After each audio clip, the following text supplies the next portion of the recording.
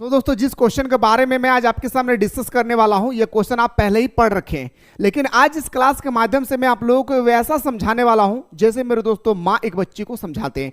तो फाइनली मेरे भाई, अगर आप लोग चाहते हैं कि सर मुझे सेमेस्टर 2 में बेहतरीन तरीके से तैयारी करना है, तो मेरे दोस्तों प्ले स्टोर से मिसाइल क्लासेस के आपको डाउनलोड कर लेना है। डाउनलोड करने के बाद यहाँ पे आप लोगों का सेमेस्टर 2 का कोर्स ऑलरेडी अवेलेबल हो चुकी है। आप लोग क्लास जो अच्छी तरह से पेपर एग्जाम देने के बाद अगर आप चाहते हैं मुझे सेमेस्टर 2 में क्लास करना है, तो मेरे दोस्तों कम से कम फी में ऑल सब्जेक्ट की बेहतरीन तरीके से तैयारी हमारे साथ सुबह शाम दोनों टाइम पे ऑनलाइन तैयारी कर सकते हैं। साथ ही साथ मेरे दोस्तों इसका जो नोट्स है वो एकदम देसी लैंग्वेज में आप लोग प्राप्त कर सकते हैं। तो आइए सर, क्वेश्चन क्या है सर? तो क्वेश्चन है सर कि पल्लवन किसे कहते हैं, उदाहरण से ही समझाइए। पल्लवन किसे कहते हैं? मेरे दोस्तों मैं आप लोगों को बताने से पहले सबसे पहले मैं आप लोगों को डिफाइन करना चाहता हूं कि आखिर पल्लवन है क्या। देखिए, हम लोगों ने पढ़ा है क्या? संक्षेपण पढ़ा है या नहीं? संक्षेपण का मतलब होता है कि बड़े बड़े चीजों को छोटे में कन्वर्ट करना। क्या? मुस्कुरा कर बोलिए। बड़े बड़े चीजों को छोटे में कन्वर्ट करना, उससे हम लोग बोलते हैं संक्षेपण। क्योंकि एग्जाम में भी क्वेश्चन आता है कि संक्षिप्त में लिखें। 5 मार्क्स वाला जो क्वेश्चन आता है ना, वो आता है संक्षिप्त में लिखें, बोलता है ना भाई। ठीक इसी तरह से यहाँ पे संक्षेपण का ठीक ऑपोजिट है हमारा पल्लवन, यानी छोटे चीज को पूरा विस्तार पूर्वक वर्णन करना ही क्या कहलाता है? पल्लवन कहलाता है। फिर से सुनिए, जो छोटे छोटे चीजें होती है इसको विस्तार पूर्वक एकदम पूरा डिटेल्स में जब हम लोग वर्णन करते हैं, तो मेरे दोस्तों ये हमारा क्या कहलाता है? तो बताएंगे सर संक्षेपण कहलाती है। ठीक है, सॉरी, पल्लवन कहलाता है। आइए सर बात करते हैं कि पल्लवन किसे कहते हैं।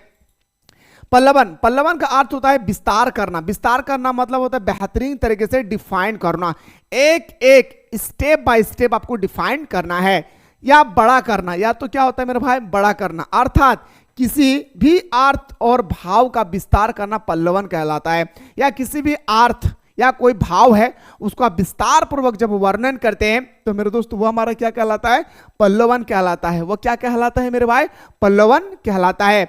एक बात और मैं बताते चलो मेरे दोस्तों, ये जो क्वेश्चन है ये आपके पेपर में फिक्स है, आएगा भाई। ठीक है, पल्लवन की प्रक्रिया संक्षेपण प्रक्रिया का ठीक विपरीत है। मैंने अभी जस्ट डिस्कस किया कि पल्लवन प्रक्रिया जो है संक्षेपण प्रक्रिया की क्या भाई?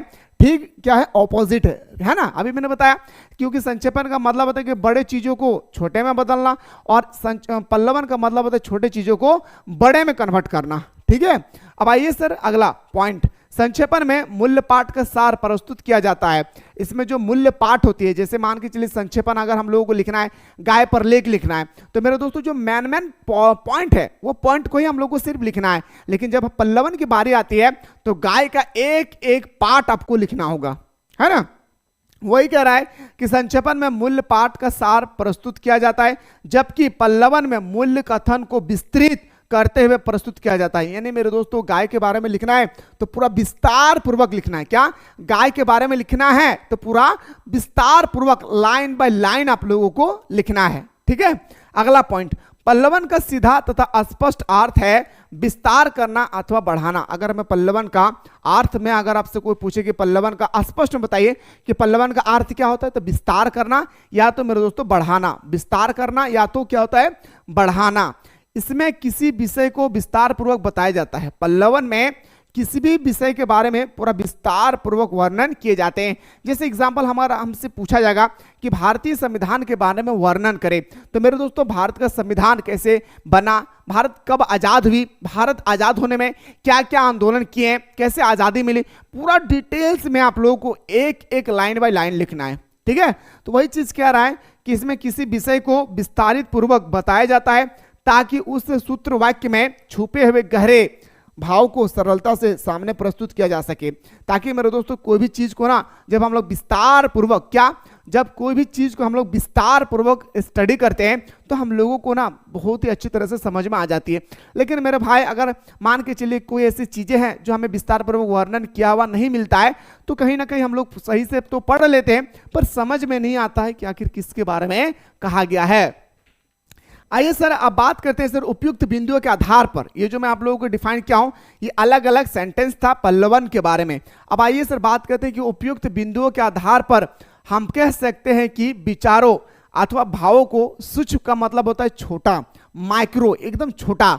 उपयुक्त बिंदुओं के आधार पर हम कह सकते हैं कि विचारों अथवा भावों के सूक्ष्म एवं सार रूप में रहने पर उसका अर्थ सामान्य लोग अच्छी तरह से ग्रहण नहीं कर पाते हैं।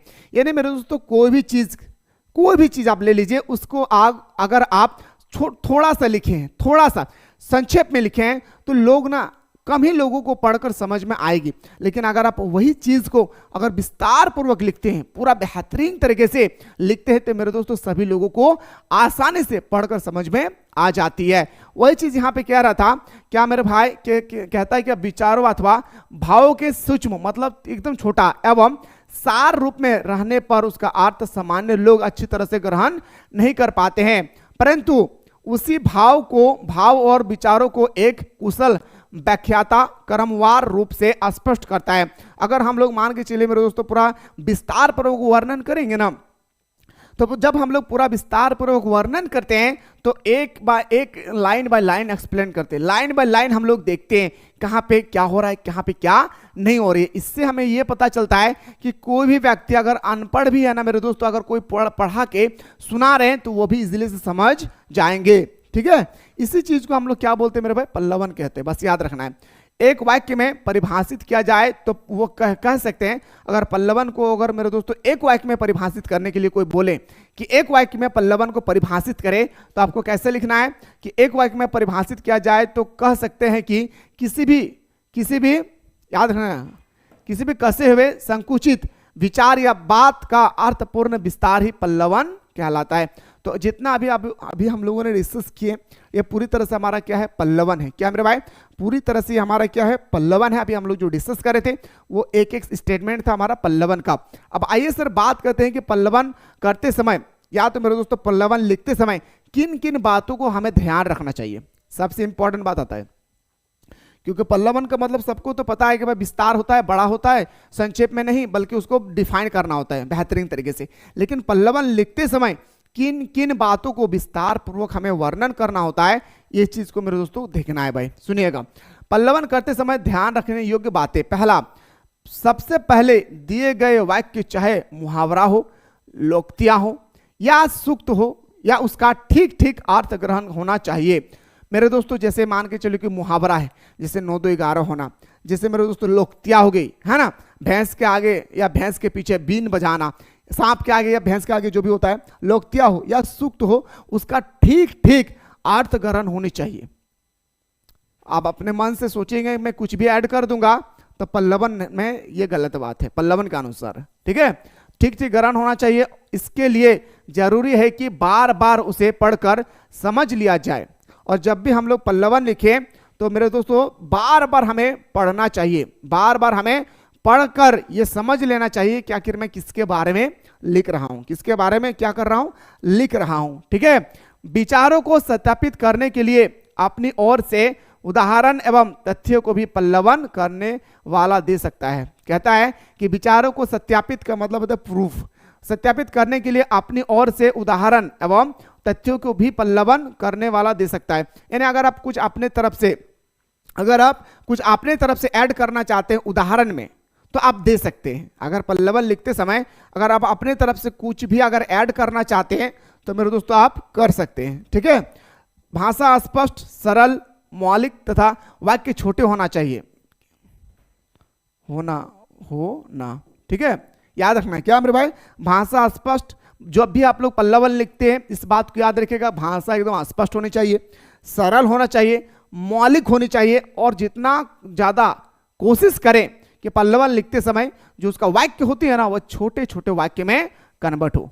ठीक है, पल्लवन कर्ता को बिना अलंकार वाले शब्द वाक्यों का ही प्रयोग करना चाहिए। यानी जिस वाक्य में हमें अलंकार ना मिले वही वाक्य को हमें इस्तेमाल करना चाहिए पल्लवन के अंदर में। अगर आप पल्लवन के अंदर में अगर मेरे दोस्तों अलंकार वाला शब्द का इस्तेमाल करते हैं तो आपका पल्लवन गलत हो जाएगी। मुझे उम्मीद है कि यहां तक आप लोगों को बहुत ही सुंदर तरीके से समझ में आ गया होगा। 5वां पॉइंट देखिएगा, पल्लवन लेखन शैली हमेशा अन्य पुरुष में ही होनी चाहिए। जो पल्लवन लेखन शैली होती है ना वो वहां पे मैं शब्द का इस्तेमाल नहीं होगा, यहाँ पे अन्य पुरुष के बारे में ही लिखा जाता है। जैसे मुझे लिखना है तो मैं आपके बारे में लिखूंगा। क्या मेरे भाई, मुझे अगर लिखना है तो मैं आपके बारे में लिखूंगा, है ना, अन्य पुरुष पर लिखे जाते हैं। 6वां पॉइंट, भावों को विस्तार देते वक्त अनुच्छेदों में बांटकर एक के बाद एक क्रमवार ढंग से लिखना चाहिए। पल्लवन में ध्यान रखना चाहिए। अगर मेरे दोस्तों मैं पल्लवन की बात करूं तो पल्लवन में ध्यान रखना चाहिए कि अनावश्यक उदाहरण या अनावश्यक चर्चा से विस्तार ना होना चाहिए। यानी पल्लवन जब भी लिखें, ये 7 पॉइंट बहुत इंपॉर्टेंट है। पॉइंट नंबर 7, पल्लवन लिखते समय आप इस बात को ध्यान रखें कि जो भी अनावश्यक बातें हैं वो इसमें ऐड ना करें। अनावश्यक बात है, आप अपने तरफ से ऐड करना चाहते हैं, उदाहरण देना चाहते हैं, ठीक है, तो उसी टॉपिक से रिलेटेड होना चाहिए जिस टॉपिक के बारे में आप लिख रहे हैं। कोई भी अनावश्यक अगर दोस्तों बात है तो आप उसको वहां पे ऐड ना करें, नहीं तो पल्लवन पूरी तरह से गलत हो जाएगी, ठीक है। 8वां पॉइंट, किसी उक्ति या कथन को असहमत होने पर भी उस पक्ष की चर्चा करनी होगी। यानी मेरे भाई, आप किसी के बारे में पल्लवन लिख रहे हैं और अगर मान के चलिए कि किसी व्यक्ति के बारे में पल्लवन लिख रहे हैं तो उन्होंने अगर कोई गलत काम किया है तो वह गलत काम को भी यहाँ पे डिफाइन करना होगा आपको। हाँ, वह गलत काम को भी यहाँ पे क्या करना होगा, आपको डिफाइन करना होगा। वही चीज यहाँ पे कह रहा है, किसी भी उक्तियां या कथन को असहमत होने पर भी उसका पक्ष की चर्चा करनी होगी, किंतु उसका खंडन नहीं करना चाहिए। किंतु उसको क्या करना चाहिए, खंडन नहीं करना चाहिए। पल्लवन की भाषा सरल, सहज तथा बोधगमयी होनी चाहिए। जब भी हम लोग पल्लवन लिखे, भाषा एकदम सरल होनी चाहिए, सहज होना चाहिए। जितना ज्यादा कोशिश करें कि सिंपल भाषा में अपना पल्लवन लिखने की प्रयास किया जाए। अगला है सर, पल्लवन में अति विस्तार से भी बचना चाहिए। अति विस्तार का मतलब होता है मेरे दोस्तों क्या, छोटे विस्तार से बचना चाहिए। मतलब विस्तार जब कर रहे हैं तो बड़े विस्तार करना चाहिए, है ना, बड़े विस्तार करना चाहिए और बड़े विस्तार से भी बचना चाहिए। मतलब मेरे दोस्तों जितना लिखना चाहिए उतना ही आपको लिखना है, नहीं तो फिर आप देखिएगा गाय के बारे में बोल रहे हैं तो आप भैंस के बारे में भी लिख दीजिएगा कि भैंस के साथ चरते हैं, तो भैंस के साथ चरते चरते गाय और भैंस में प्रेम हो जाता है, वैसा नहीं लिख सकते आप, ठीक ना। चलिए सर, अगला है सर पल्लवन का उदाहरण। देखिए मेरे दोस्तों, पल्लवन के बारे में अगर आपसे उदाहरण दिया जाए कि बताइए पल्लवन का उदाहरण देकर समझाइए, सुनिएगा उदाहरण। जैसे दूसरे के दुख को देखकर दुख होता है। नहीं भाई, आपको दुख नहीं होती है, दूसरे के दुख को देखकर आपको भी दुख होता होगा। आप नहीं बोल पा रहे, गलत बात है। दूसरे के दुख को देखकर दुख होता है, वैसे ही दूसरे से सुख या भलाई को देखकर भी एक प्रकार की दुख होती है। कितना अच्छा बात है, दूसरे के दुख को देखकर दुख होती है और दूसरे की भलाई को भी देखकर, दूसरे की अच्छाई को देखकर तब भी दुख होता है। हर हाल में दुख, ये दुख अपने अंदर से दुख ये कब जाएगी भाई, पता ही नहीं है ना। वही कह रहा है कि दूसरे के दुख को देखकर दुख होता है, वैसे ही दूसरे से सुख या भलाई को देखकर भी एक प्रकार का दुख होता है, जिसे ईर्ष्या कहते हैं। क्या कहते हैं मेरे भाई, जिसे ईर्ष्या कहते हैं। किसी भी व्यक्ति को सफलता मिल जाती है और अगर आपको सफलता नहीं मिलते हैं तो आपको जलन होता है। ऐसे है ना, एक साथ पढ़े, एक साथ उठे, एक साथ बैठे, आज उसका जॉब लग गया और घरे में बैठ गए, है ना भाई, आप ये जलते हैं, लेकिन आप ये नहीं सोच रहे कि मैं कौन सा रास्ता को चयन किया था जिसके वजह से आज घर में हूं। ईर्ष्या की उत्पत्ति कई भावों के संयोग से होती है। इससे इसका प्रादुर्भाव बच्चों में कुछ देर में देखा जाता है। कहता है कि और पशुओं में तो शायद होता भी नहीं हो। और ये जो ईर्ष्या होती है ना, पशु पक्षी में देखने को नहीं मिलता है। कोई कौवा को देखे हैं कि अगर कोई मीट का टुकड़ा लेकर चले गए और एक कौवा वहां बैठा हुआ है तो उसी का पीछे दौड़ रहे हैं, उससे मारपीट लग गए हैं, वैसा कुछ नहीं भाई। वो इंतजार करते कि काश मालिक मुझे भी एक टुकड़ा मीट का दे दे, है ना भाई। जब दो बच्चे किसी खिलौने के लिए झगड़ते हैं, अब दो बच्चा भाई, दो बच्चे आपस में देखिएगा खिलौना के लिए कभी कभी झगड़ते हैं, ठीक है, तब कभी कभार ऐसा देखा जाता है, तो कभी कभार ऐसा देखा जाता है कि एक उस खिलौने को लेकर फोड़ देता है। जा, ना तेरा ना मेरा, ना घर का ना घाट का। बच्चा उठाते हैं खिलौना को, धड़ाम से एकदम क्या तो मेरे भाई खिलौना टूट जाता है और कहता है ना तो तेरा और ना ही मेरा, है ना, फोड़ देता है, जिससे वह किसी के काम में नहीं आता है। इससे अनुमान हो सकता है कि उस लड़के के मन में यही रहता है कि चाहे वो खिलौना मुझे मिले या ना मिले, पर उसको नहीं मिलना चाहिए, है ना भाई। जो लड़का खिलौना को तोड़ा है वो लड़का यही सोच रहा है कि खिलौना मुझे मिले या ना मिले, लेकिन अगला बंदा को नहीं मिलना चाहिए, है ना। वही चीज कह रहे हैं यहाँ पे, लेकिन किसी और के काम में नहीं आना चाहिए, अर्थात उनकी स्थिति मुझसे अच्छी ना रहे। ईर्ष्या पहले पहल इसी रूप में व्यक्त होती है। तो सर ये पल्लवन का जो उदाहरण है, ये आपको उदाहरण हर हाल में देना है। पल्लवन जब भी लिखे, पल्लवन लिखते समय किन किन बातों से बचना चाहिए, जितना मैं लाइन बाय लाइन एक्सप्लेन किया हूं वो भी आपको करना है, और उदाहरण तो खास करके आप लोगों को देना है। आइए सर अगला उदाहरण पे बात करते हैं। उससे पहले मेरे दोस्तों, जो भी स्टूडेंट्स चाहते हैं सर मुझे सेमेस्टर 2 में बेहतरीन तरीके से स्टडी करना है तो मेरे प्यारे आप लोग जल्दी से प्ले स्टोर से मिसाइल क्लासेस के आपको डाउनलोड कर ले। और एग्जाम के जस्ट बाद आप लोगों का सेमेस्टर 2 का कोर्स ऑलरेडी अवेलेबल हो चुकी है। आप लोग मेरे दोस्तों अच्छी तरह से कोर्स को ज्वाइन करके हमारे साथ सुबह शाम दोनों टाइम ऑनलाइन क्लास के माध्यम से अपने तैयारी को मजबूत करके और देसी लैंग्वेज में एकदम साधारण भाषा में अपने नोट्स को प्राप्त करके अपने तैयारी को स्ट्रांग बना सकते हैं। आइए सर, पल्लवन अब आते सर, एक पल्लवन आता है, लालच बुरी बला है। क्या है? लालच बुरी बला है ना भाई, लालच बड़ी बुरी बला है। आप एक कहानी सुने होंगे मेरे भाई, क्या एक किसान है भाई, क्या है? एक किसान था, उसके पास एक बतख थे, वो बतख रोज सोने का अंडा देते थे। अब किसान को लगने लगा अरे भाई ये अंडा तो रोज देती है, क्या करते हैं ना, इसी को हम इसके पेट को फाड़ देते हैं, इसके अंदर में जो रोज एक एक अंडे दे रहे हैं ना वो सारा अंडा मुझे एक ही बार में मिल जाएगी। अंत में क्या हुआ, बतख भी मर गए और अंडा भी, उसको सोने का अंडा भी नहीं मिला। वही चीज आपको विस्तार पूर्वक वर्णन करना है क्या मेरे भाई, मैं तो शॉर्टकट में बता दूं, उसको विस्तार पूर्वक में वर्णन करना है। जैसे लालच एक ऐसी मनोवृत्ति है जिससे व्यक्ति अपना विवेक और बुद्धि दोनों खो देता है भाई। हाँ, इसीलिए गौतम बुद्ध ने कहा था कि किसी भी वस्तु को देखकर लालची ना बनो, किसी की वस्तु को देखकर लालची ना करो, है ना, लालच ना बनो, लालच बुरी बला है ना। लालच एक ऐसी मनोवृत्ति है जिसे व्यक्ति अपना विवेक और बुद्धि खो देता है। यह बात एक बाल कहानी से सिद्ध होती है। बाल कहानी मतलब बच्चा की कहानी से सिद्ध होते हैं, जिसमें एक मनुष्य के पास एक मुर्गी थी जो रोज एक सोने का अंडा देती थी। ऐसे सोने के अंडे को पाकर वह आदमी बड़ा खुश रहता था। आप भी खुश रहिएगा, अगर आपको आपके घर में कोई मुर्गी है और सोने का अंडा देती है तो आप भी खुश हो जाइएगा। परंतु वह काफी लालची था, वह मन ही मन सोचा करता था कि मुझे सिर्फ रोज एक ही सोने का अंडा मिलता है, मुझे सारे सोना अंडे एक साथ चाहिए। याद रखिए, वो सोचने लगा मुझे सारे अंडे का सोने का अंडा मुझे एक साथ क्यों नहीं मिल जाता है। इसकी कारण उसने सोचा क्यों ना मुर्गी के पेट से एक साथ सभी अंडे निकाल लिया जाए। अब वो बंदा सोचने लगा कि क्यों ना मुर्गी के पेट को फाड़ करके सोने के अंडे जितने हैं सब कुछ निकाल लिया जाए, है ना। इसलिए उन्हें मुर्गी को मार डाला और फाइनली मुर्गी को क्या किया भाई, उन्होंने मार डाला। वह मुर्गी भी अन्य मुर्गियों की तरह ही थी, उसके पेट के अंदर सोने अंडे भरे नहीं थे।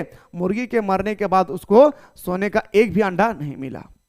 मुर्गी मरने के बाद उसको एक भी सोने का अंडा नहीं मिला। इस प्रकार सोने का अंडा और मुर्गी दोनों उसके हाथ से चला गया। तो मेरे दोस्तों इस तरह से आपको पूरा विस्तार पूर्वक ना डिफाइन करना होगा डेफिनेशन के साथ, तब आपको फुल मार्क्स मिलेगी। 15 में से कम 12-13 मिल जाएगा। समझ पा रहे हैं ना, पूरा बेहतरीन तरीके से देखना है। देखिए अब अगला देखिए, यहां पे लिखा है क्या भाई, सुनिएगा कि इस प्रकार अपने लालच के चलते उस व्यक्ति की सामान्य बुद्धि भी समाप्त हो गई और वह लालच के चलते इतना भी नहीं सोच सका कि मुर्गी के पेट में बहुत से अंडे एक साथ नहीं हो सकता। इसलिए कहा जाता है कि लालच क्या है, बड़ी बुरी बला है। तो ये था सर हमारा पल्लवन।